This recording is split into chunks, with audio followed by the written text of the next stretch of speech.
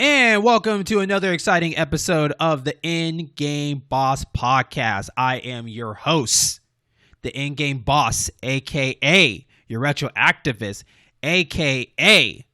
March Madness highlighter, a.k.a. I'm your boy Jeremy. How you doing? Now, remember, this is Oklahoma #1 video game podcast. So, of course, I had to have my boy with me, Mr. Jaron Williams. Yes, a.k.a.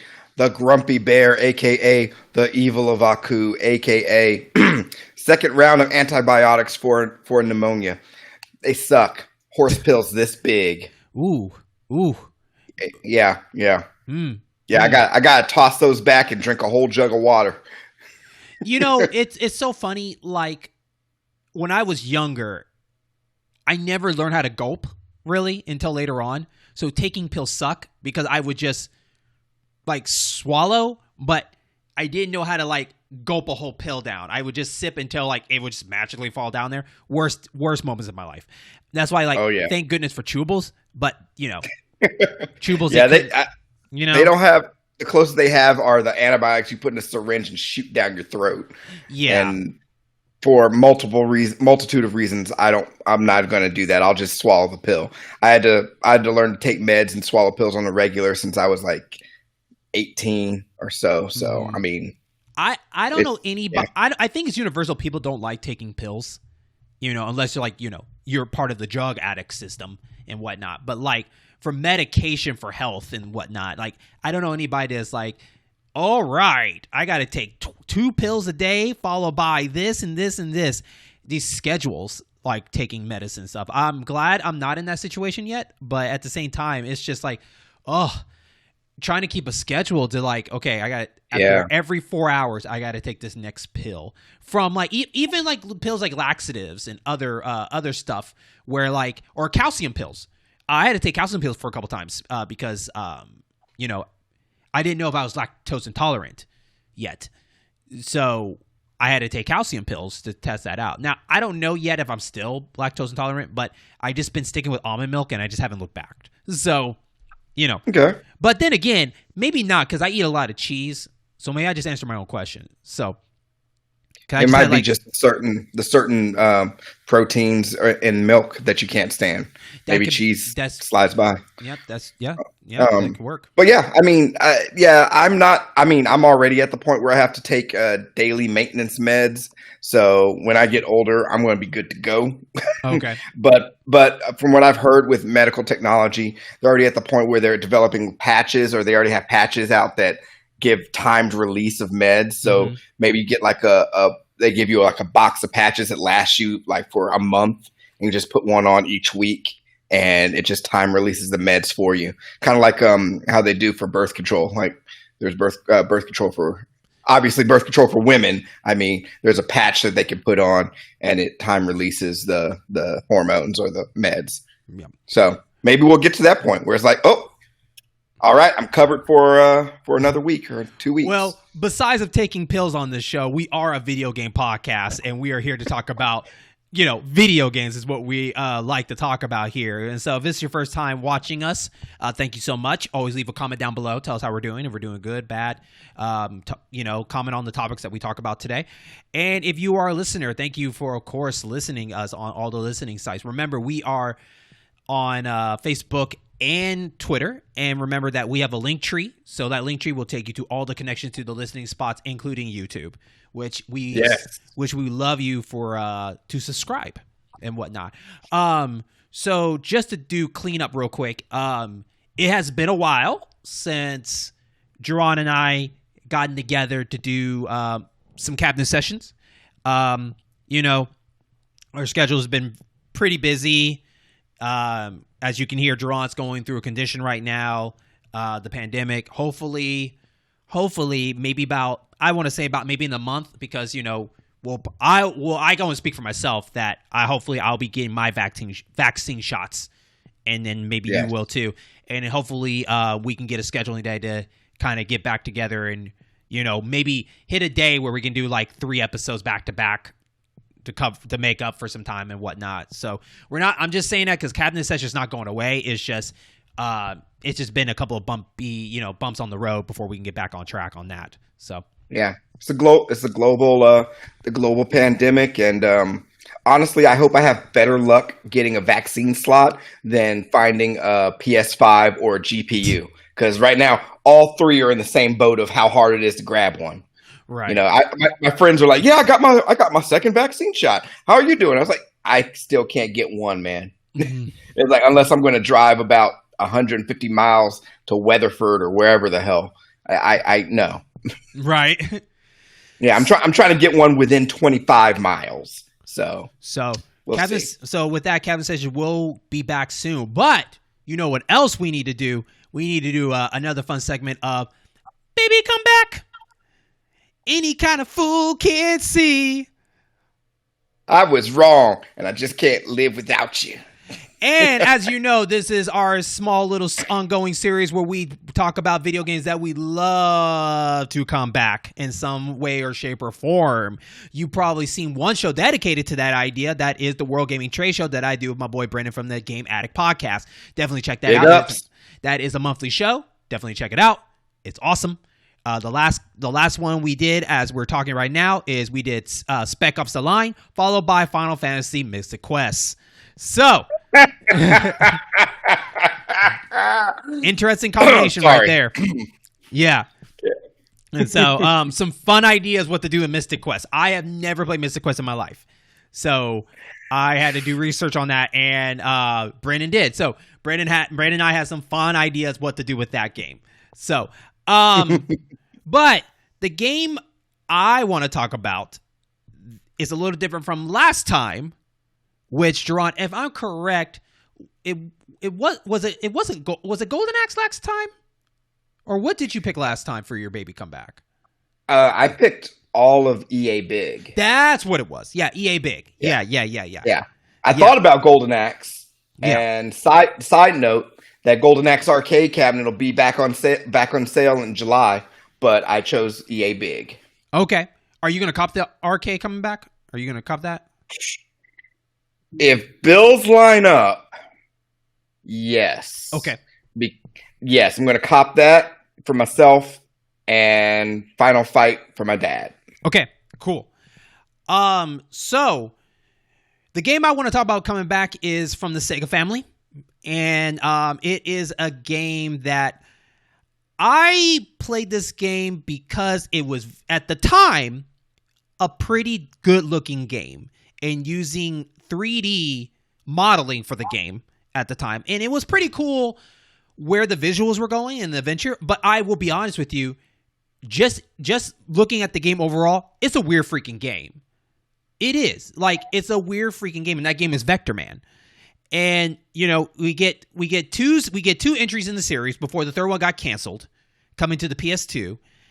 And the thing about Vector Man, which it's interesting about it is that I'm not saying it broke like groundbreaking of anything. It was just pretty cool of how capable Sega Genesis can go.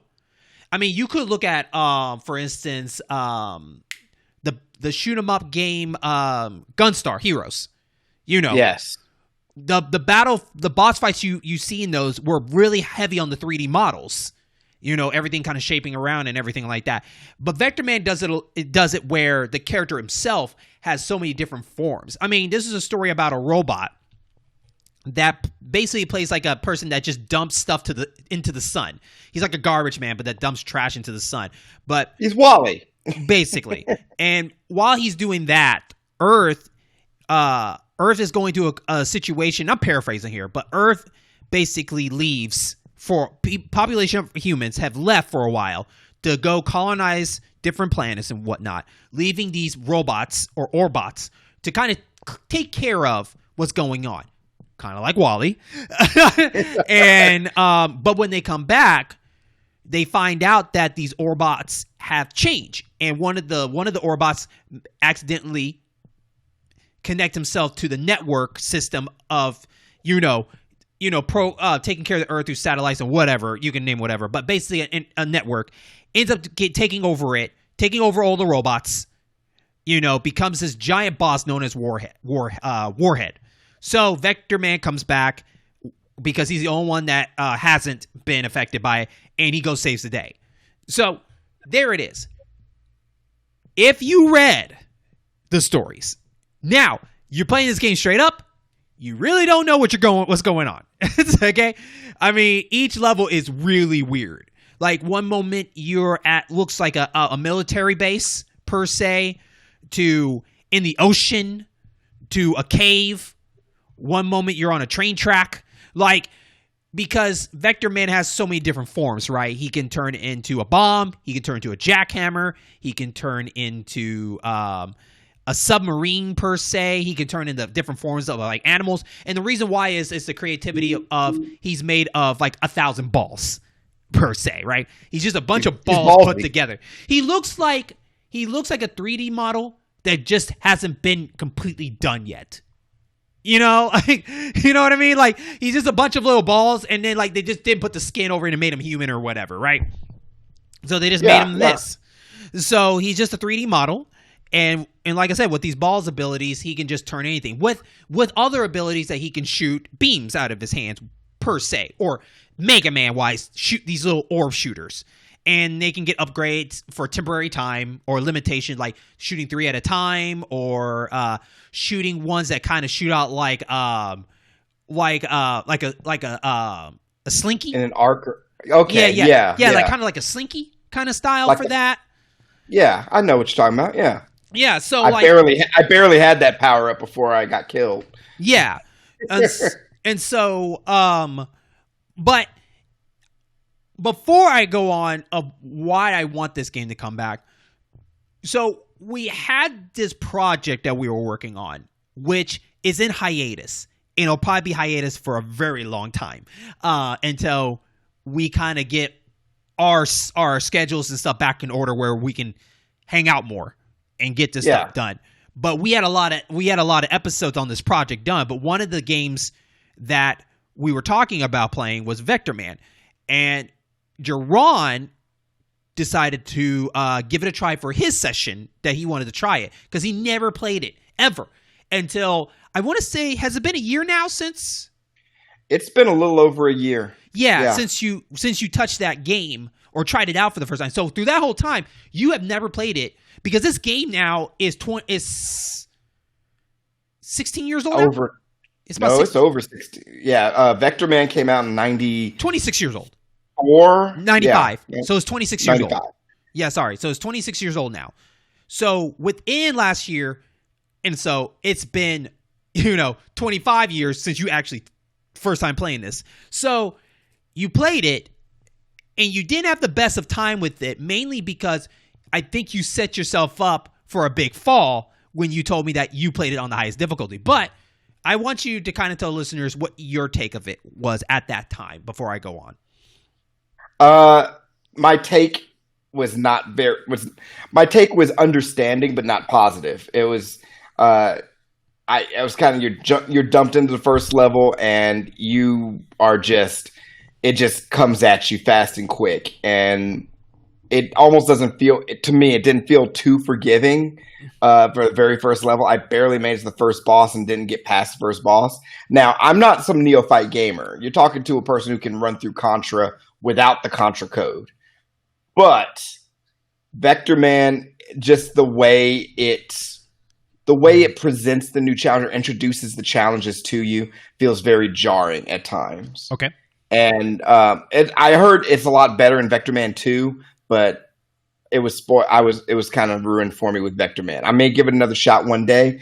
It won't be another 25 years, but I gave Vector Man a shot. And I was like, I can see what they were trying to do, but not for me. Yeah. So, but after the first two, with the first one being successful and the second one was successful too, but not as much I think Sega wanted. So, with the studio Blue Sky wasn't renewed in their contract with Sega, Vector Man was just kind of sitting there. So a different developer at the time took it upon themselves to make a new one that was actually set at the time for Sega Saturn, but it didn't work out. So it got pushed again for the PlayStation 2, where it got this whole different look where he was looking more military. He was using real guns.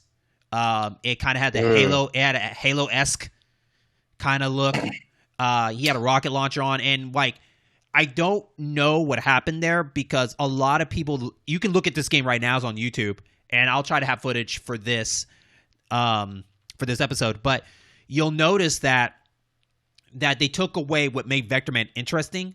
Was like, why would you give a person weapons if he is a weapon, if he can shoot weapons out of his hands? You know what I mean? Like, he can shoot orbs. So, like, why didn't you not do that if you're going to do this? Plus, it was 3D, which, you know, I don't know if Vector Man was ready for 3D in that way, but it is what it is. And it had this Halo feel, but it just wasn't working. It wasn't working for it. It wasn't Vector Man. It felt like a brand new IP to different people. You know, it was just ugly. It was an ugly game. And you can watch. There's a demos out for it. You can find footage. You know, all that. But since then, it's been canceled, and from there, it's just been on the shelf with the rest of, you know, other Sega icon characters that just never got a chance to kind of come back into light. You know, so a lot of IPs are sitting on. Yeah. So, but out of all those other icons, you know, Vector Man has a good chance to come back in some sort of way better than the other ones. Actually, it's pretty funny. You know, you would think if they made a third one and Blue Sky wasn't out, you would think Treasure could do it, right? Because Treasure already kind of already dominates that style game, already knows how 3D kind of works in 2D, you know, all this stuff. So I think they could have done something with Vector Man and continue on, but I think Sega just wanted to move on. Or, you know, Treasure was never under Sega's contract either. So maybe at the time, Treasure was already working on something else at the time.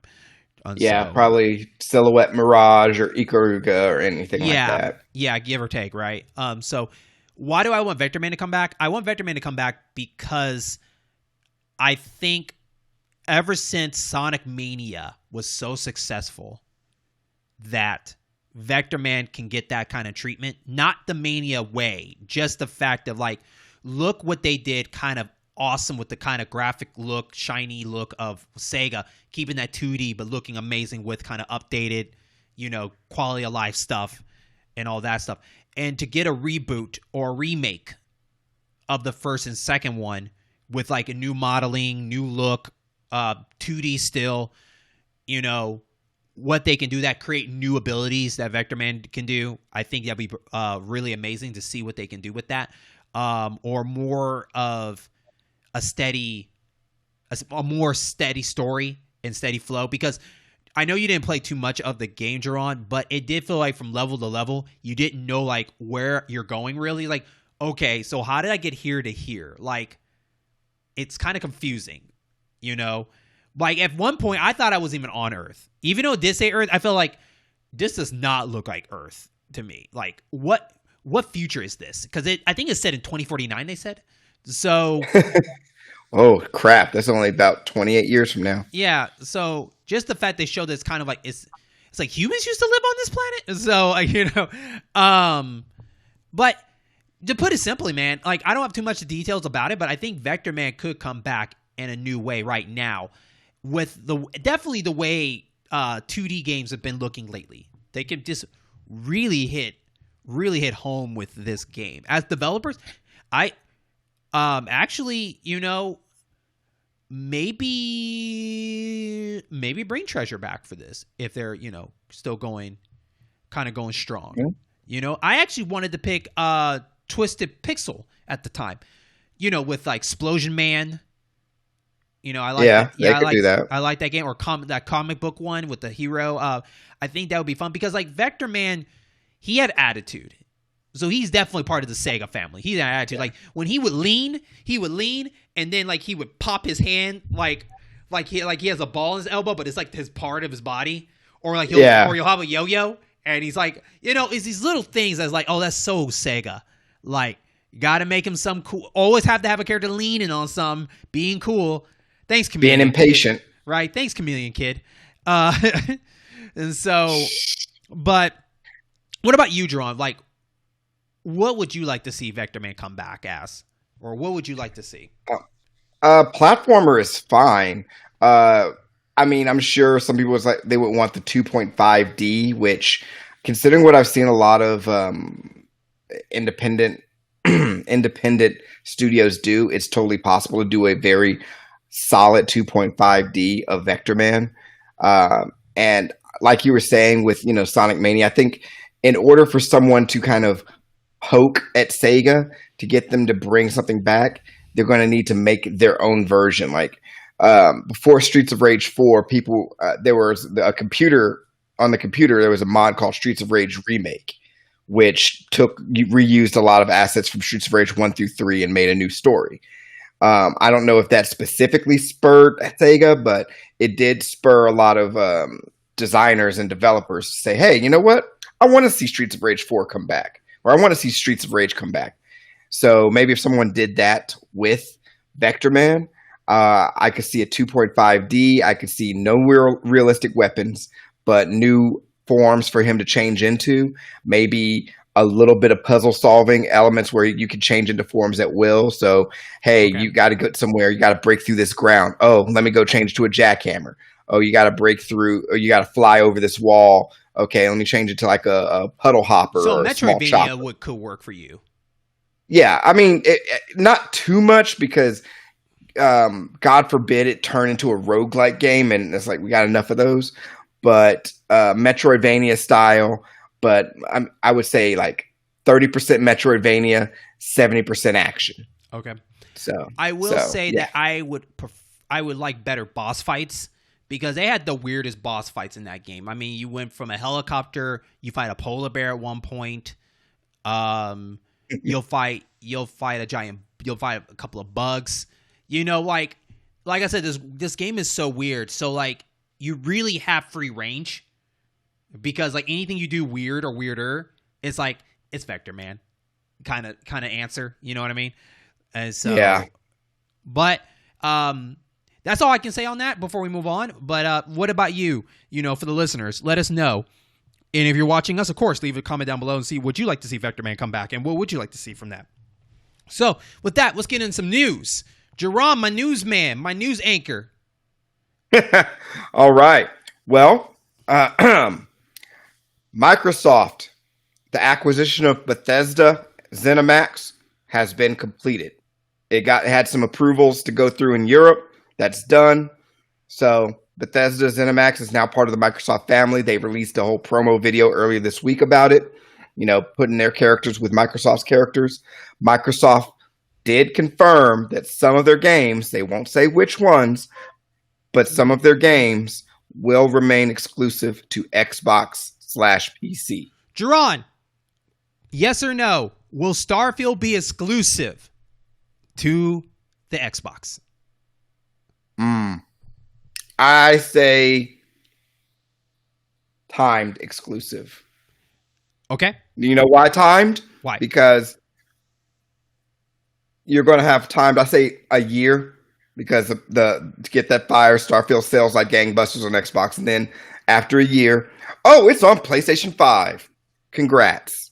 That way they can double dip and get even more money.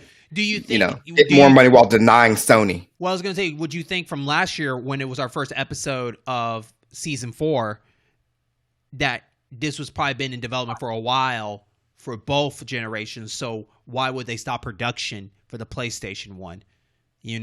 Just to focus on the Microsoft. You know what I mean? Exactly. Yeah. Halt production on the PlayStation one. Not saying stop it, can cancel it entirely. But let's just reallocate some more resources from PlayStation over to Xbox. Get that out a little sooner. And don't worry, PlayStation, you'll get yours in a year or so after release. I say they both come out, but I think they should be time exclusive on the DLC. Okay. Interesting. And inevitable that there will be DLC. Yeah. Mm-hmm. So yeah. Okay. The bangers to coin your wording, your verbiage, would be Fallout, the next Fallout game, the next Elder Scrolls game, and apparently Indiana Jones, which is being worked on by the Wolfenstein team. Okay, so I'll go ahead and answer those because we did talk about this last season about Microsoft buying Bethesda. I said it before that Elder Scroll, I say they should keep Elder Scrolls. But at the same time, the smart idea, I think, is that Elder Scrolls should be both. Fallout should be exclusive. Because I think Elder Scroll, the only reason why is Elder Scroll is definitely bigger than Fallout. Hands down. We all know this. Oh, yeah. You know, especially after that 76 fiasco. That and, 4 hasn't been ported everywhere as Skyrim. So, regardless. Yeah, who doesn't have Skyrim at this point? But Fallout hasn't been on anything yet. Like, I'm still upset that Fallout 4 is not even coming on Switch. Because I would play it on Switch, too. But it's not happening. Fallout is just not as big as Elder Scrolls. So, the smart way to make more money is have it on both. Unless PlayStation don't want to play ball. Which they will, because that would be dumb not to do it. No, you're not going to leave money on the table. That would be extremely foolish. Fallout is big, but it's not big enough. That's why it makes more sense to be exclusive to Microsoft. As with Indiana Jones. That should be exclusive too. I look at it this way. The way it's going with Microsoft and the sheer amount of properties that they've acquired, I mean, Doom, Rage, Wolfenstein, Prey, Dishonored. They've already confirmed Deathloop is still coming out on the PlayStation, and I think current slate of games that are coming out this year. Yeah, that one and Tokyo, whatever. Tokyo Ghost. Ghostwire. Yeah, Ghostwire. Both of those were they were already set in contract for PlayStation 5. It's time exclusive for those. So, but the next Doom, that's got to be Xbox PC only. Okay. The next Rage, if they do make another Rage, who cares? Whatever, they can go wherever. The next Wolfenstein, that's got to be Xbox and PC only. So Xbox says, "Oh yeah, we'll pick and choose." That's them hedging their bets because they don't want to do damage to any games that are coming out already. But when it's all said and done, Xbox is going to hold that giant those set of titles over PlayStation. It's like, hey, we got exclusives too. We're now the FPS console. Well, yes, for the main ones, but we're not even talking about new IPs. So any other new IPs can be exclusive. Avowed. Yeah. Well, that's Obsidian. Not Avowed. No, I'm sorry. That's not. But I'm just talking about in future wise. Like Dishonored's always been those people where I think I could be 100% wrong here, but they could be just sticking to only doing 2 entries for each series and moving on. So I don't know if there's going to be a Dishonored 3. We'll have to see if time comes, but you could tell that they always trying to do something new. So anything they do new over there at Arcane will be definitely exclusive to Microsoft, hands down. Agreed. And since this is the new IP for Machine Games for the Indiana Jones, that's why I kind of see it as is a new IP exclusive to them. Yeah, I could see that.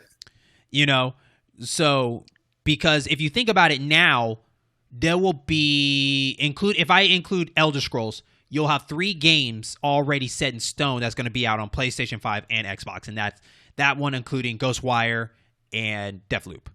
Right, those are going to be on both. But Elder Scrolls is, to me, is still up in the air because they have. I mean, they've said, yeah, we're working on Elder Scrolls 6. That's all they've really said. Yes, they've made no commitments aside from that. That's true. But like you mentioned before, that's money on the table they're losing because that's how big that game is. So I think if I were them, I would do that. Plus, throw shade on Sony. Like, hey, how does it feel to have one of us on your thing? Yeah, I mean, I'll put it this way, and I know we were talking earlier before we started recording about the term "it depends," but I'm going to say it depends on how the next year or this year and maybe next year go for Xbox. If they're keeping up with Sony, good clip or whatever, Game Pass is doing well, then I could see them maybe doing timed exclusives here and there, sprinkling it. But if they're kind of sagging behind Sony, they're going to say, screw you, throw the middle finger, exclusive. Maybe someday in a couple of years we'll let Sony have it, but we're trying to get numbers onto our platform. I will give you time exclusive as the max, I think, for Elder Scrolls. I think that they can do time exclusive for a year for Microsoft, and then it will eventually come to Sony. so they can just get that extra money. So they'll get the extra revenue at the beginning of the rush to get everybody go get an Xbox for Elder Scrolls. Then after that, they're like, all right, let's make a little extra money on the side and let PlayStation have it. Because I think we're in that generation of time exclusive. So if Microsoft wants to just release all these games on different ones, if they want to, it has to definitely be maybe the time exclusive method to theirs and then slowly release on everything else. Yeah, and we have to keep in mind their strategy. They've been pushing they're still pushing Game Pass really hard. Like Game Pass is the platform. That's what they're selling. So whatever gets more people onto the Game Pass, that's good. But we also have to keep in mind they bought Bethesda ZeniMax for what, $7.6 billion? Mm-hmm. Give or take. Yeah. They're going to need to make that money back.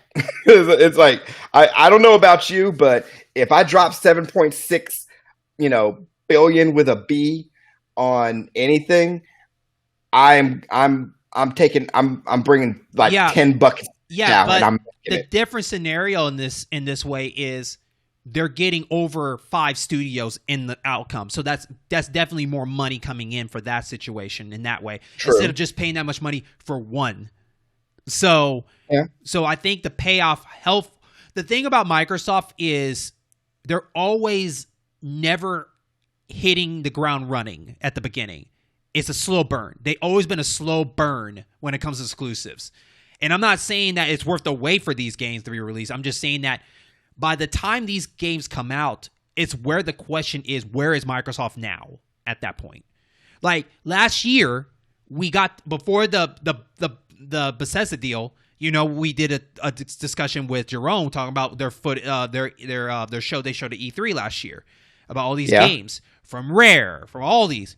We're still in the first quarter and we're not hearing anything new yet from them, right? Nope. There's no exclusive been announced yet. Hell, we haven't even got medium, and we that's haven't it. even got the tasty treat from Cuphead. Like the new expansion for that. Like, so here's all these games in development, but we're not seeing any light at the end of this tunnel yet. Yeah. So they're like I said, they're a slow burn. At least PlayStation 5. I know it sucks you can't find a PS5 right now if you have a struggle, but at least you know what's coming up. You know what games are coming out this month. And Ratchet and Clank and all the other games are coming around, and Deathloop are in May and July. But where's Microsoft's hits? They are getting Deathloop, as well. No, I know, but they're not the ones announcing it. It's PlayStation because it's their exclusive for now. Yeah. So, I will say, and there's only so many times you can use it's the pandemic as an excuse, but it's the pandemic. You can't, it's hard to find PlayStation 5s, damn near impossible.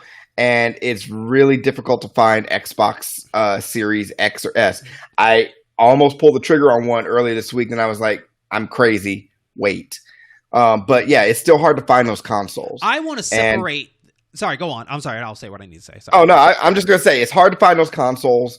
And that's kind of a boon to Microsoft because as much as people are grousing about, where are the exclusives, where are the games, they still got all these Xbox One games they can play on their Series X. They still got all these Game Pass games. They still got all this stuff that they're going to be playing. I'm not making excuses for Microsoft. I agree. They are a slow burn.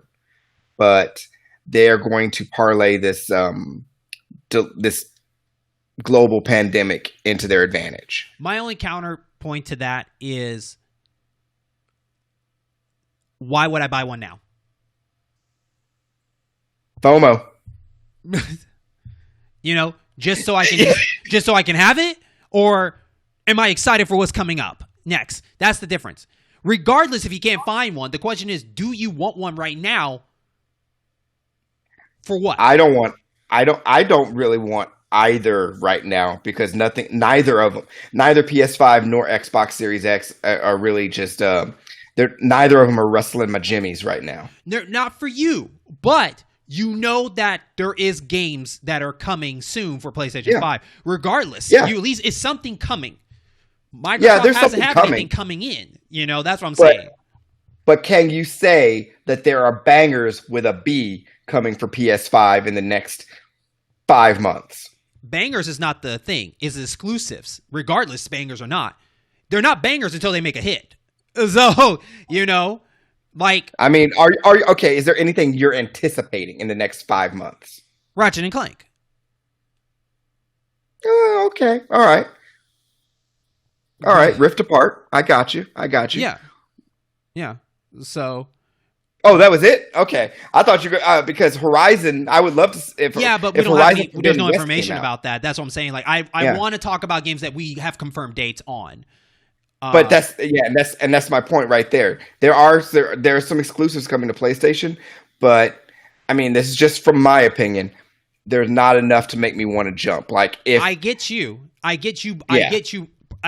that. But I'm just saying, just in general, I guess at least it's something better than nothing, right? It's either you wait 6 months for a banger, or you get these little games slowly coming out until a banger comes in. At least you're doing something with the console, because you have that one game coming out this month, the one with the woman that's on that planet that changes every time you die. I'm sorry if I forgot. Returnal. That's something. Yeah. That could be a hit. Yeah, that's true. I don't know. That's true. So that is true. Yeah, but at least we got an idea schedule. I guess that's what I'm trying to say. Like at least we know that Horizon might be they say Horizon's coming out 2021. We don't know when. God of War's 2021. We don't know when. Yeah, they said it last year. I still don't think it's going to happen. I think it's going to get pushed on 2022, but that's just my opinion. It's going to get pushed. But at least you know the schedule. Where's Rares? When is that Rare game coming out? You know, like when's Fable coming out? Right? Will Halo make it this year? You know, like like they had news. It's like the graphics look a lot better, guys. Yeah, because we still have our bet that I say Halo's going to be 2022, and your bet is still you think they're going to be still in the fall. So it's gonna squeak out jizz before the end of the year. Yeah. Meanwhile that's happening, we know what Nintendo's schedule is. So like it's whatever the hell they tell us. But we knew from the Direct that we know some games are on the way. Like each month there's something. Like Crash just came out for Switch. So that's awesome. And we know that Mario Golf is, in the summer. And even though we heard about Splatoon, even though that's going to be, the third one going to be in 2022, we still don't know what's coming out for the fall. But at least we know what the first quarter kind of looks like for them. Monster Hunter is this month. All I'm saying is, for Bethesda, going around full circle, is once this slow burn gets going, I hope it's nonstop. I hope that once they get this all lined up, I hope every month is something awesome. I hope it's like every other month it's a Bethesda game and then something else. You know what I mean? Like, I hope the buildup is worth the wait for Xbox players, because they deserve it. They deserve for this wait, especially the dedication for the exclusives. Like, you got the exclusives now. Let's get this train going. On top of that, I heard like 20 games got put on Game Pass. They're Bethesda games, I believe. They put all the Doom games, even the old school computer Doom games and Doom 64. They put all that on the Game Pass. I mean, we knew that was going to happen. Mm-hmm. It was like, hey, can we ask ourselves if we can have Game Pass for this? Of course, it's going to happen. But I mean, I agree. I hope there's a slow burn. I want to see, as far as in the context of creativity, gameplay ability, and fun factor, I want to see a renaissance like we had in the mid to late 90s and what we had in like the mid 2000s, like once the original Xbox got its stride. I want to see those levels of creativity and fun factor. I want to see that come back. So if they need to take their time, then take their time. I hope Cyberpunk taught a lot of companies a very valuable lesson about slow your roll. Tell your shareholders to clinch up and wait, and slow your roll and release a good game, because I'm going to cheat and just kind of mention a game. Valheim, early access. They're taking their time, but it's a fun game. Early access is a great safe word to get for anybody that has problems with something. Like, this game is terrible. Early access. You bought it. The thing we warned you. But a good early access game is one that has updates at least once every couple of weeks. Some games have updates like every other day. That's a good early access game. A bad early access game is a game that's been out for like 2 years and is still early access. I'm trying to remember. Player Unknown Battlegrounds was one, but PUBG. I'm pulling for Microsoft to really be making a Galaxy Brain play with this, because I want these games to be amazing, because that then forces Sony to step up, and that forces Nintendo to step up. I'll say this, and we'll go ahead and wrap it up. I hope that this console kind of comes back the 360 vibe, if you know what I mean. Yes. Where like all those games. Yeah, where they reign on top for a while, and Sony had to sit back and for a second, like, okay, you know what I mean. Exactly. So yeah. I mean, Xbox, Microsoft, their online social platform is still top notch. Compared, back in the PS3 world, was terrible, right? So PS3 was terrible. PS4 is adequate. PS4 is adequate, but I mean, the way Xbox One kind of gets a little messy, it's a little busy, but still, it's stable. Everything's very responsive. Like, I hated navigating anything online on the PS3. I was like, God, I gotta go online for this crap. No, but that's the thing. Microsoft just needs to keep presenting that. Side news, actually, that reminds me. Sony's not doing. Sony's ending their movies and TV shows. They're pulling them from their PlayStation platform. So if you still, Jeremy, if you still have your season 1 of Psych on the PlayStation, you can keep it. But yes. But no more movies, TV shows. People hardly even watch it or use it to buy TV shows from there. I don't. Makes sense. Yeah. All right, what else you got? All right. Let's see. Rummaging in my bag of news here. Yes. EA job listing. Now, EA job listing may indicate Madden coming to Switch, maybe? Hopefully. Yeah. Put on your speculative hats, everybody. Let's make a 10-minute video out of this rumor. But no, I think it could be done if they put the right development team to port it, the port team on it. I mean, once again, if you could do Witcher 3, you could do almost anything on the Switch. There's no excuse. There's no excuse. I mean, they just released Apex Legend as we speak. So. Oh, that's a giant dumpster fire right now on the Switch. Frame drops. On there. I mean, I'm not telling the results. See, Witcher could have been terrible, but the point is, it made it on there. So. Correct. Yeah. I'm just saying, Apex at the moment is like, I'm getting Cyberpunk vibes from Apex Legends on Switch right now. I think people should have been prepared. I mean, Apex has been out for how many years? Like 2 years? Yeah, but almost 2 years. Yeah, I actually would like to compare it to Overwatch, because I don't know how well it runs Overwatch on the Switch. If Overwatch runs really well on Switch, then I won't give Apex a pass. You get ready to not give Apex a pass. So I mean, no. Be honest with me. Like, Overwatch does run pretty well on the. It runs okay. I mean, it's obviously a difference between Switch and PS4 and PC, but it still runs adequate. Okay. It still runs stable. Okay. Hell, Fortnite runs stable and adequate. You can run Fortnite on anything, though. Yeah, I wouldn't compare it to Apex. Yeah, Apex. I mean, Apex is a good game when you have a system or a console that runs it right. So, but I would love to see Madden on the Switch. I'm not a Madden person, but I would love to see the possibilities. I mean, imagine 4 people, guys, girls, whatever, 4 people with Switches playing Madden ad hoc together in a game. Yeah, that would be fun. That commercial alone sells the game.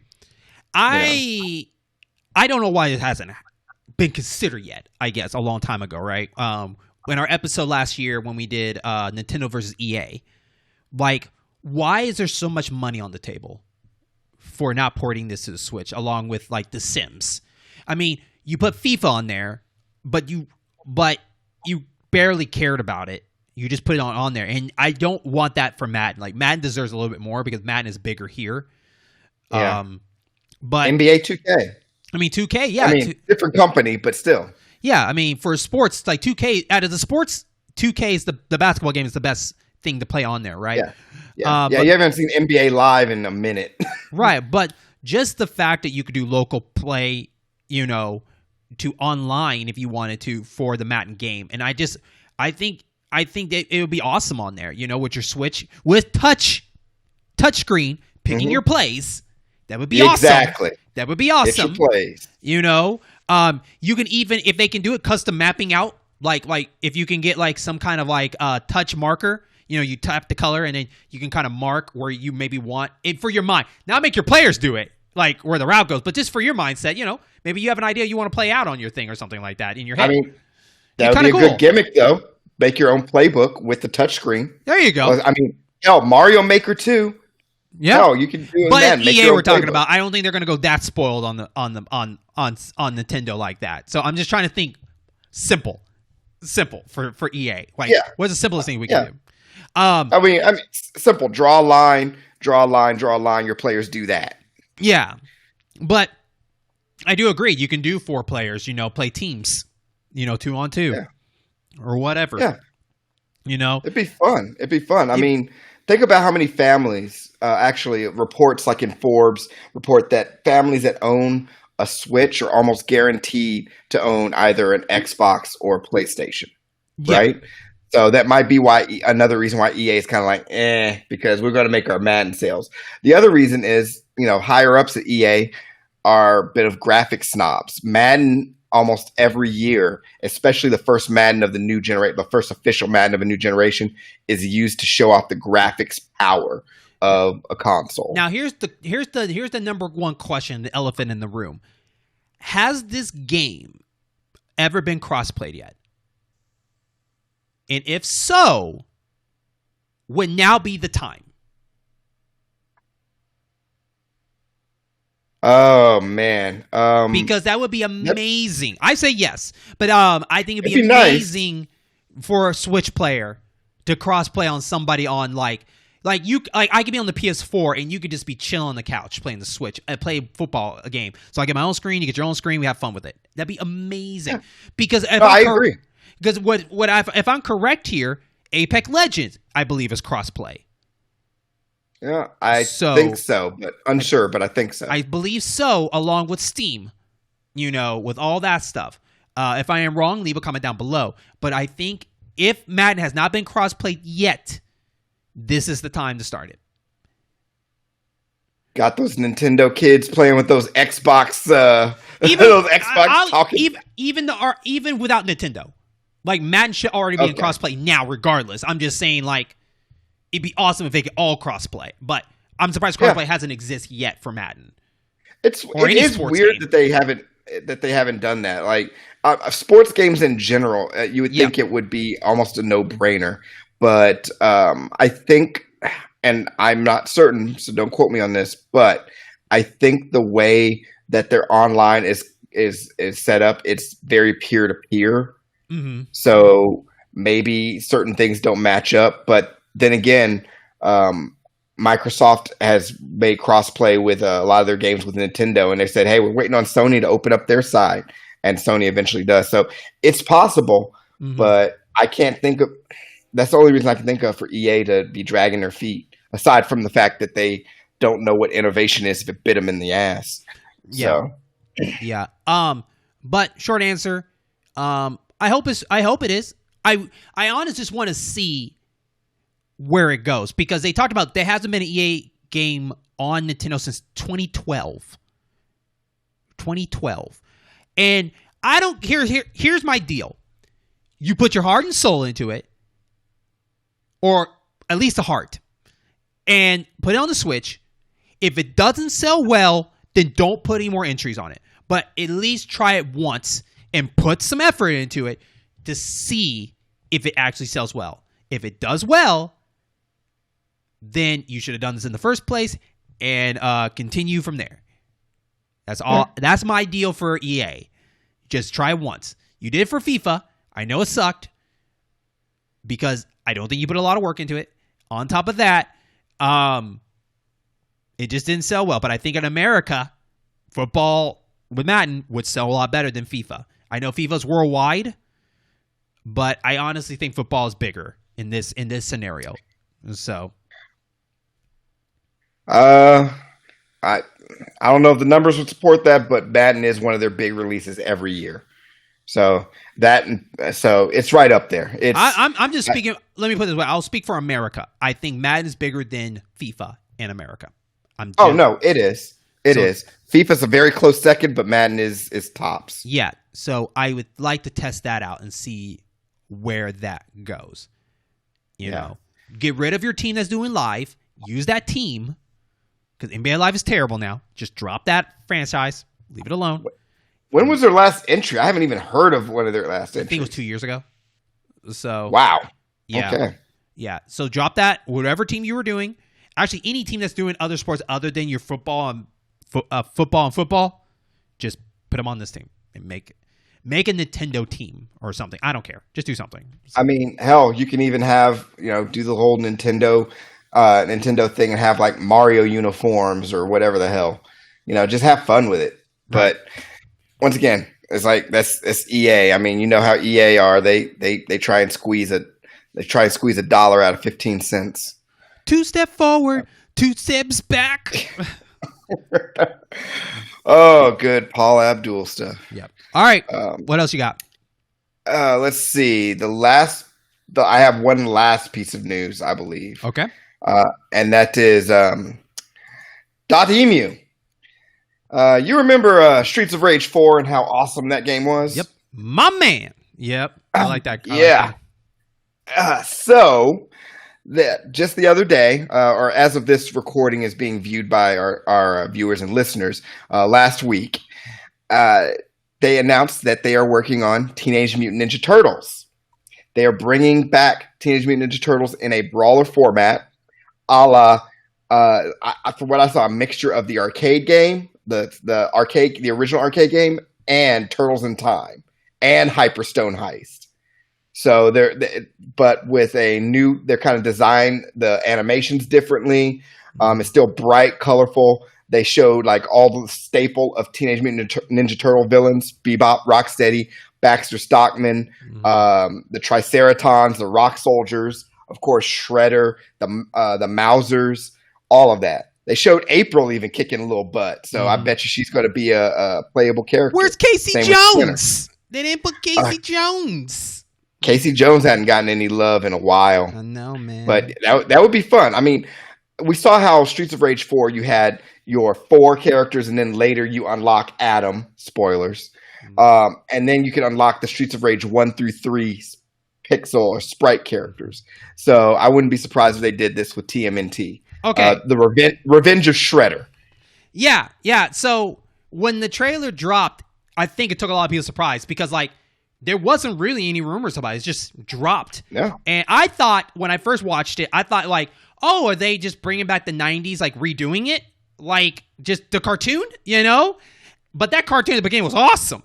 And then and I was like, so is this a game or a show? I don't know. Because the intro was long. It was a long intro. And then they showed the game. I'm like, oh, okay. It's cool. It's cool. And it feels like it's not really a remake. It feels it's just a continuation of the Turtle arcade universe, right?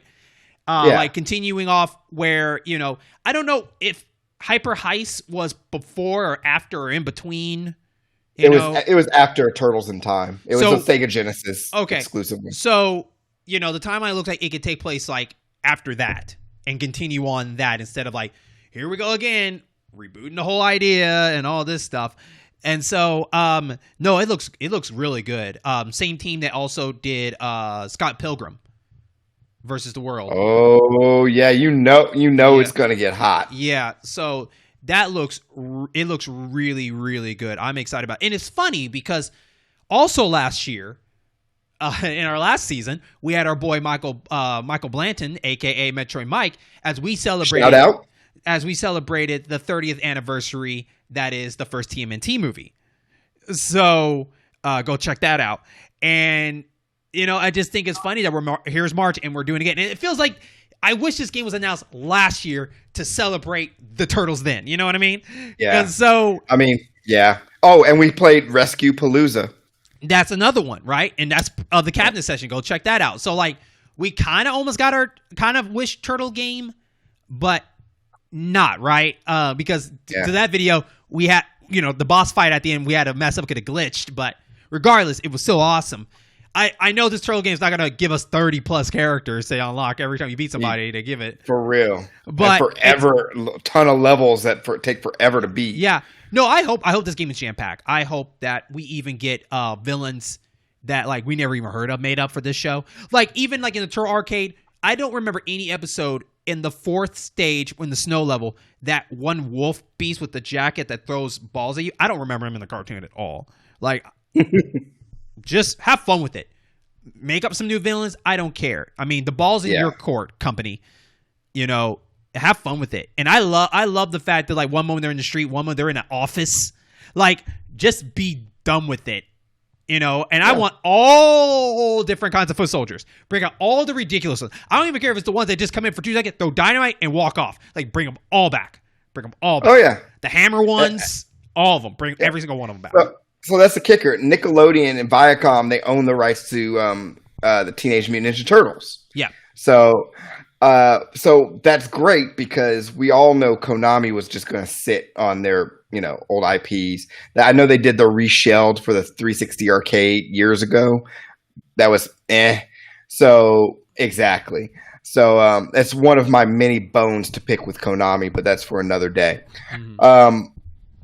So to bring Turtles back as a brawler in the style of Konami's brawlers is genius. And when you posted that on Twitter, when you said that, I was like, yep, here we go. Jerome and Curtis, everybody was like, yep, here we go. Big Apple, 3 a.m. Yeah.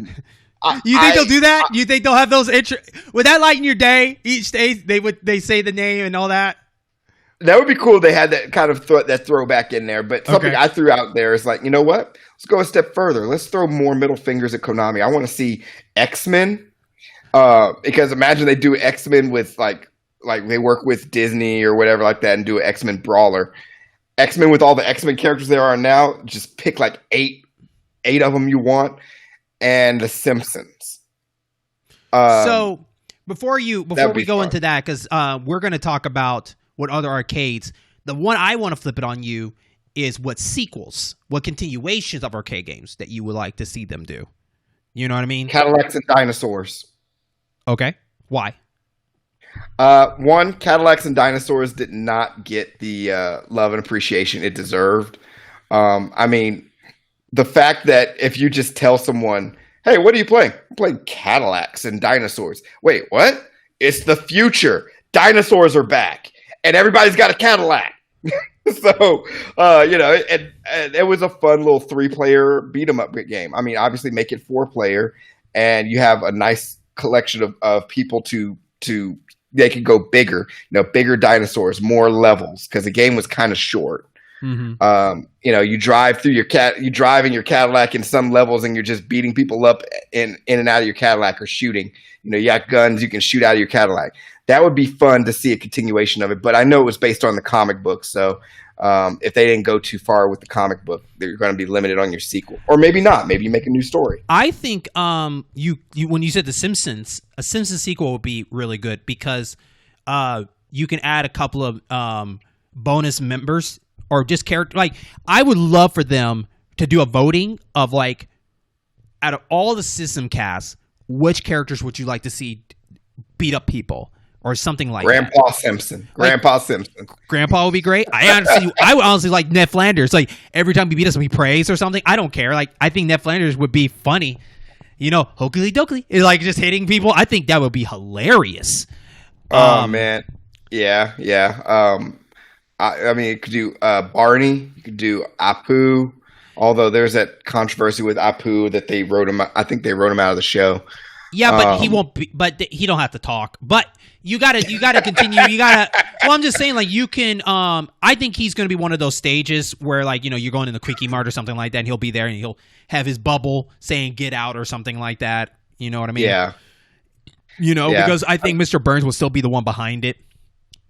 I mean, and considering when the Simpsons game came out in like 91, 92, Simpsons was still only on its like second or third season. Yeah. So and the storyline of Smithers kidnapping a baby, with the character development, he would never do that now. Yeah. So they could totally have a totally different set of you know, kind of villains. You think it's Burns, but it's someone else, and they just go totally wacky with it. Yeah. Sideshow Bob.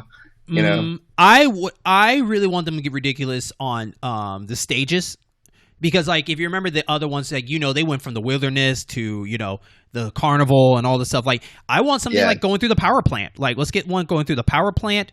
What's even get Homer's when he was doing that chili contest and he went to that psychedelic world. You know, let's get that world back in there. A tie into the Simpsons movie. You know, Simpsons movie. Or they're doing another Simpsons movie, so tie it into that too. Yeah, Radioactive Man, like, go something in that world, you know, because when Bart comes back, he flies as Bartman, you know, for 2 seconds, and he comes back to normal. Actually, all the Simpsons come back as heroes for 2 seconds. So, like, how about we get like a level where they're all dressed in that costume or something like that at one point? That'll be. And what's great is that the original arcade game, you actually could, if you coordinated with the 3 other players, you could actually double team, like hop on each other's shoulders or work together and like take out enemies. And there's so much they could bring back with that. Yeah, you know? it's especially like, what about weapons? You know, will they still be rocking the weapons of Homer? Like, will Marge have a vacuum cleaner this time? Will Lisa have a jump rope? Will Bart still have a skateboard? You know, all this stuff. I think there's a lot of material now that they can definitely jam pack into this. That is like 30 plus years of The Simpsons. And God, yeah.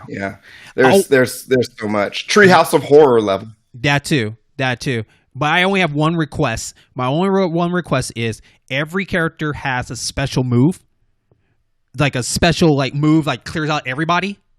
But I want Bart's to do the Bartman. He does the Bartman. You want him to dance and make people dance? Everybody do the Bartman, and then they all disappear.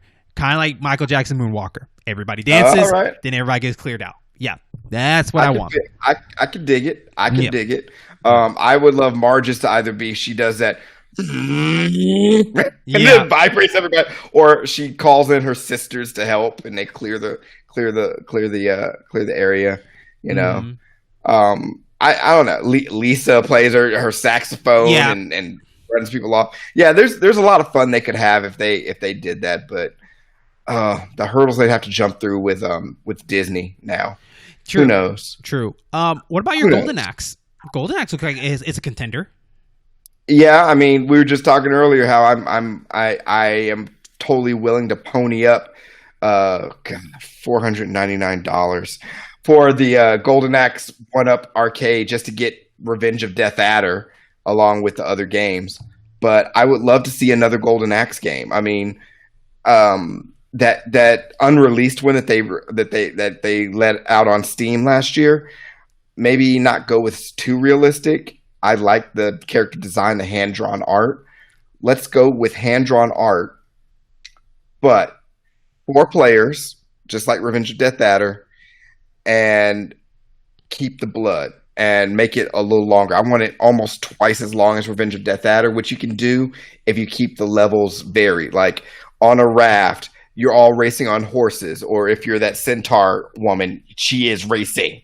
And you're fighting other people. You're jousting other people off of horses. You're flying on an eagle, an actual eagle, and you can see it in motion. You can knock people off the eagle, and you can see them fall off into the air. Like, make these levels varied and different fun ways of taking out enemies, and it won't feel old. It won't feel repetitive.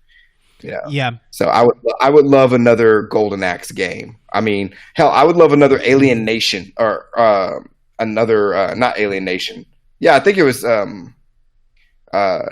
it was an alien kind of beat 'em up game. It was like Golden Axe, but with aliens. And they had the characters had like ray guns they can shoot and fight with at the same time. Yeah. Yeah, it was not Alien Syndrome. Oh crap, that's gonna really bother me now. If the company can play Alien Storm. Alien Storm. Okay. Now if Capcom's willing to play nice and let them touch some of their properties, because I know Capcom rather do it themselves some sort of way, but if they can, now granted they don't own the license to them. It's owned by somebody else, and Sega used to have it. I think now it's different because we got the new Fire Team's Alien game that got announced, right? Yes, that looks fun. But if they can find out who owns the Alien rights still, then maybe Alien vs. Predator can come back as a sequel. That'd be pretty cool. Yeah, that'd be pretty awesome. Yeah. So, because we did a video of it, but the sound didn't work out for us. But that game was fun. I mean, you got to pick two soldiers, or you be a predator and alien, which is like, get rid of the humans. Let's just be beat predators. Just be predators. One of them was Dutch from the original Predator movie. That's true. I'm just saying. But like, there's so much aliens now, right? That there's so much they can do with it. Hell, or you can just make a new story that could become canon. Because the Fire Team one is a new story, right? Yeah, I think it like takes place after Aliens or something like that, or alternate verse. I don't know, but it gives an excuse to have 3 players survive. Yeah, which looks fun. I think that'd be a fun one. On top of my personal favorite in our very first episode of the Captain Sessions, Ninja Baseball Batman. I feel like a sequel to that could be in store. So rare, so hard. But if they can bring that back, I think that it would be interesting to see how well it will stand based on the reputation. Like, hey, we bought you this and this. Now try a game that we personally love, and just to see, like, okay, we trust you guys. We'll try Ninja Baseball Batman. So, honestly, they wouldn't even have to bring a sequel. They could just port the original game and touch it up, multiplayer, 4-player, like couch co-op or online or whatever. Just bring that over, and people would eat it up. Ninja Baseball Batman, it got such a very small release that I guarantee you that there are a ton of people who never heard of it. Mm-hmm. It would be fun. Maybe do that and then say, okay, you like it? Boom, we got the rights for a sequel. Yeah. So. Yeah. But yeah, I would love Ninja Baseball Batman to come out, to be re-released. Imagine playing that on the Switch. I mean, I know it would look good on the Xbox or the PS4, but your beat 'em ups, you got to have that stuff portable. Mm-hmm. Got to have your beat 'em ups portable. Is there any other ones you're thinking of? Now, you said X-Men. If they can get with Disney. Yeah, if they could play nice with Disney for Simpsons and X-Men. I mean, I know X-Men might be tricky, but they have such a huge roster that you can pick like 3 or 4 expected ones. Everybody knows you gotta have Wolverine. Cyclops. I want to see him do a mind scramble and do like Psylocke or Emma Frost and Jean Grey. And, Storm, Nightcrawler. Throw a little known X-Man in there like Or no, throw Rogue in there. Take out Colossus, put Rogue in there. And you know how when the arcade game came out, everybody was like, who the hell is Dazzler? Nobody knows who Dazzler is. I know, right? Yeah. Well, it was meant to tie into the original X-Men animated show that they were going to do that didn't take off. But because the same characters, same 6 characters or whatever and all that stuff. Hell, God, there's so many X-Men. It's ridiculous. About Morph? Wouldn't Morph be awesome as for like the person that brings like Easter eggs? So like he would be that character like for like a limited time. He becomes a random character, and you use his abilities for a second, and then it rewards off or something like that. That's why it's a cheat to get all the other rosters in there, right? It's like, well, we wanted Cable, we wanted this person. Like, we got you. Morph can turn into like 10 things. Yeah, that would be interesting. Or even if you do like a home release and you meet certain criteria, Magneto joins your team, X-Men. Because Magneto for a time was with the X-Men, or he actually currently in the comics he is with the X-Men. Yeah. You know, and the X-Men have so many villains, like so many villains. It's not That's even the question funny. too. Like, what route would they go? You know, would it still just be random villains just attacking them, or would they actually like have a journey to go through? Like, say, to beat the apocalypse. You know, would that be the arcade game going through all these levels to beat the apocalypse at the end, or something like that? You know, That would be a cool ultimate boss. Like their story takes them from it's simple sentinels to this person's behind it. This person was spurned by this person. You know, to have story hooks to keep you going. And ultimately, it leads to apocalypse. Like you even fight Mr. Sinister, you know, in a way, or fight Mr. Sinister's nasty boys, or his marauders. I'm kind of taking it back to the 80s with that, but yeah, you could do that, but you know, at that point, you got to be careful because otherwise, people will just say, "Screw that! Just give us X-Men Legends 3." You know, which you know, that's an Activision's ball court. But anyways, yeah, I mean, I don't even think it's an Activision's ball court anymore because they went to Marvel Ultimate Alliance and now Marvel Ultimate Alliance 3, which kind of stunk up the place. So who knows? Well, what about, would you put Jean Grey in there with the Phoenix ability? I think the Phoenix ability should be her screen clearer, because you know how every character had their screen clear. They're like, okay. You know, with Jean Grey, her attack should be just like force, or she picks up random items or rocks and uses her telekinesis or her telepathy. But if not Jean Grey, then maybe Psylocke, because she has the combat. You know, she is the psychic ninja kind of thing. And she does her psychic blades and everything like that. And back in the 90s, I had a bit of a crush on Psylocke. So what are you going to do? Yeah. Okay. Awesome. And Rogue, of course. Rogue. Come on, sugar. Good for you. Good for you. Nothing wrong with that. Nothing wrong with that at all. I think Guardian Heroes would be an interesting choice. I mean, it got a brush up HD port on the Xbox Arcade back on 360, and then for the longest, it just never came back to surface again. So either bring that back up or have them do a new polish for it. Because I never got a chance to play Guardian Heroes. I really wanted to play that because it was like an RPG beat 'em up game with different paths. It was okay. I mean, I think I would have liked it more if it was the copy I played. I didn't have an instruction manual, so I kind of just jumped in there, and it felt a little confusing. I could sense where the fun was, but I think if I actually known what the hell does what and when, I would have had more fun. But I would play Guardian Heroes if they brought it back. I'd play that. You know, it's funny. I would have loved it if they even did like the Simpsons game, but they did a Family Guy edition. Like, oh god, that would be hilarious. Or American Dad. Or it'd be funny to see them take something from an old, from like a Adult Swim cartoon and just see what they did. Like, I would die laughing if somehow they made an Aqua Teen Hunger Force beat 'em up game, like a continuation of that. Oh my goodness! You know what I mean? Or it has to be Venture 4-player. It has to be 4-player. Carl has to be the fourth one. Hands down. If Carl's not a playable character, no one's going to play that. You know. And you know, part of the humor is in their interplay and dialogue. So throughout, you know, when he gets hit or he's doing, it's like, I'm tired of dealing with you animals. Yeah. Right. Right. I just want to right. I know.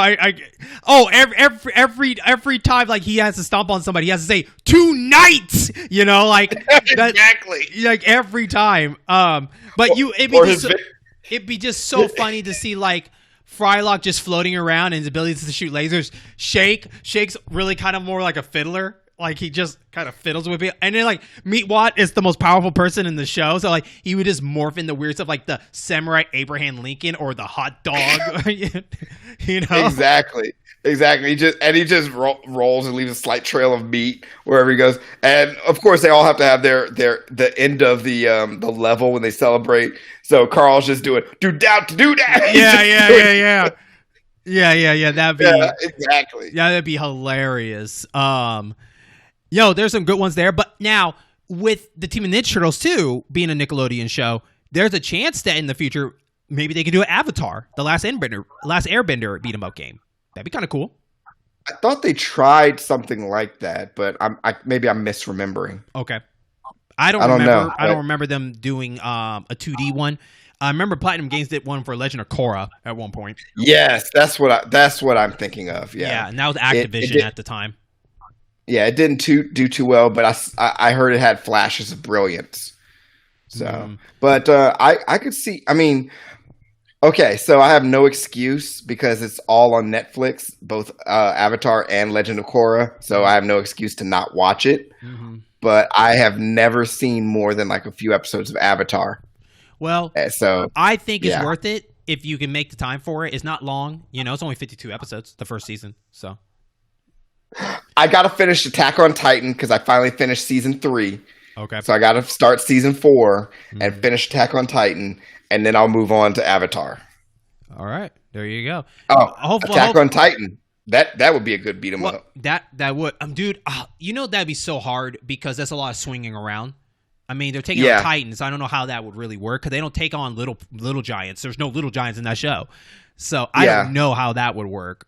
But the PS4 game it figured it out somehow, but it had to be very like 3D world. I see. Like, okay, so.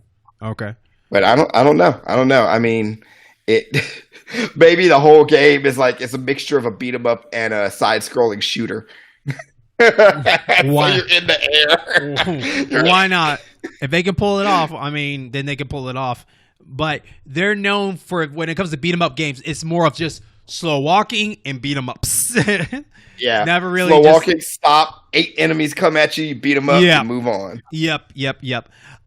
Before we wrap this episode up, last thing on the Team Ninja Turtle thing, what is the one thing that you want to see in this arcade game? Like what's that one thing that you want? Like, I hope they add this in there because it would be awesome. Well, I already mentioned the additional characters, so I'm not going to I want different skins. I want an homage to the original comics where it's all black and white turtles. Okay. I want an homage to the 90s cartoon or the 80s, 90s cartoon, the various iterations of the turtles that went all the way up to the Nickelodeon cartoons. And I want that for not just the turtles, but I want it for April because, the newest April O'Neil, she's a black girl. So, and she's a what? April O'Neil in the newest Turtles cartoon. She's black. You're talking about the newest Nickelodeon one? Is that what you're talking about? Okay. Yeah, the current. Okay. Or current if it's still running. Okay. So I make different skins all the way through. Like you have the comic, you have the 80s version, with the yellow jumpsuit all the way through. That would be cool, but it's tough because I think they're trying to keep with the realm of that universe of the 90s, right? So that'd be kind of tough. Okay, then plenty of hidden characters like Usagi Yojimbo and the Mutanimals, the Mighty Mutanimals. That would be awesome. Throw those in there. I want dual specials. I want each character to have something special when they do duos together, like to like break the, smash the room up. I don't want the pizza where they just spin around. I don't want that. Pizza time. I don't want that. I want it where, like, if your two partners can get together, then let them do something awesome. Or if you 4 people can pull off this one moment, if you guys have enough power-ups, you guys pull off this one moment, if you press the button at the right time or something like that. That'd be kind of cool. Just a little bit more teamwork moves, like the fusion attacks from Ultimate Alliance, Marvel Ultimate Alliance. You all time it right. You actually combine your attacks. Yeah, that would be awesome. Or here's a crazy one. I know it won't happen, but it'd be hilarious. It'd be hilarious at one point in the game where something happens and the turtles have to use the other turtles have to use each other's weapons, and I just want to see how bonkers that's going to be, just to see what Michelangelo would do with a bow, right? He's like, the hell, just to see how your combos would be for that level, just to see the confusion. Like, you still kick butt, but he just looks awkward where he's beating people up with a bow. You know what I mean? It would just be so funny just to see what they would do with that. That would be hilarious. So that'd be maybe a dream level or the captured kind of thing. I mean, it could happen. It could happen. I definitely want to see them put as much love into the soundtrack like they did with Streets of Rage 4. Now, it's going to be hard because Yuzo Koshiro, he's iconic, but Olivier, I think it's Olivier or Oliver, he made some banging tracks for Streets of Rage 4. So maybe they'll get him to work on Turtles. I could see it coming. Okay. That's the thing. The music has to get you, because it's a mixture of the 80s 90s arcade along with, because I like that intro. It did like the original 80s cartoon. Mm-hmm. Keep that energy up. And I better fall in a sewer hole. And it says, yikes, I better have that. I better have that moment. Followed by hydrant spills. I hope I can hit a hydrant and hit somebody. With that, hit a hydrant or knock a manhole cover back at someone. More environment destruction. I mean, more environments to hurt the enemies would be more fun for me. Throw them through a plain glass window or whatever like that. I know they showed you could throw them in front of the screen again, like the old one, that way too. But still, I still want other environments that you can use for that. So, anything else you want to add before we wrap this up? No, I'm actually, you know what? If I was going to see another arcade game, okay, and this is just personal, okay, I want to see another game in the style of WWF Superstars, or WWF Superstars or WWF.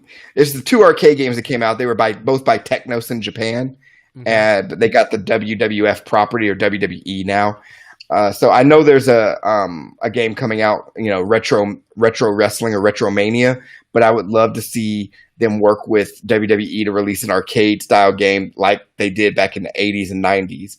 That was just these big bulky characters. They do whatever moves, they flip them over. That stuff was more fun than the last two WWE 2K games that came out. Okay. Because it was just simple, it was arcade-ish, and it was fun. All right. So, okay. I want to see that. Until then, it's whatever.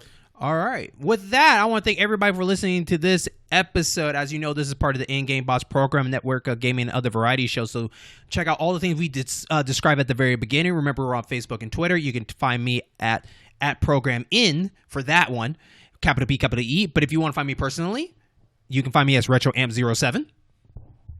And if you want to find me on Twitter, where I'm pissing everybody off, you can find me at TheGrumpyBear84. Okay. And remember what I said, leave a comment down below. Tell us your thoughts. What do you think of the Turtle game? What other arcade games you would like to see? We'd like to hear your thoughts, and we'll be happy to talk about it like in our next episode and whatnot. But with that, as you know, at the link top of the YouTube page is also the links to all our other stuff. So definitely check that out. And check out all our other great content on the YouTube. We have a lot of great shows. Not only Cabinet Session, but we got Beat 'em Up, Buddy Up Gaming that I do with my buddy Jaron. Shout out to Jerome. He was excited for this. He's definitely going to shell out some money for this game, day one. And then other great content that we can't wait to present you later on in the coming year. Look out for May. May, we have a bunch of shows hopefully will be premiered. One show returning back, and then a couple of new shows with that. So thank you so much, and we will catch you on our next episode. Stage clear. Let's go. New high score.